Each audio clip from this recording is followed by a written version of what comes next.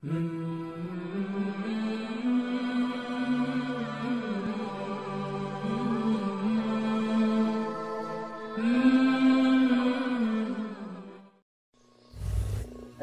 আলাইকুম ওয়া রাহমাতুল্লাহ। সুপ্রিয় দর্শক ও শ্রোতা বন্ধুরা, বর্তমান সময় করোনা ভাইরাস পরিস্থিতি আমরা অতিক্রম করতেছি।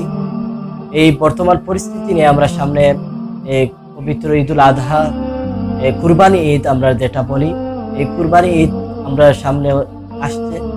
এই বর্তমান করোনা ভাইরাস সময়ে কিছু কিছু এই মানুষেরা ইসলামকে বিতর্ক করার জন্য এই কুরবানি ঈদের কুরবানি গরু কুরবানি বা কুরবানি পশু জবাই করা নিয়ে এই বর্তমান পরিস্থিতিতে স্বাস্থ্যবিধি মেনে বা করোনার সময় এটা করা ঠিক হবে না, কুরবানি করা, এটা পশুর হাট বসানো যাবে না বাজারে, নিয়ে বিতর্ক সৃষ্টি করছে।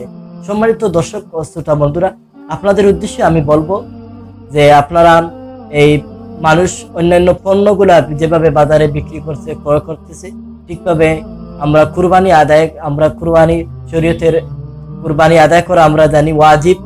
এই কুরবানি ওয়াজিবটা এবং আমাদের ধর্মীয় একটা উৎসব কুরবানির ঈদ, এই কুরবানির ঈদটা আমরা যথাযথভাবে স্বাস্থ্যবিধি মেনে আমরা আদায় করব।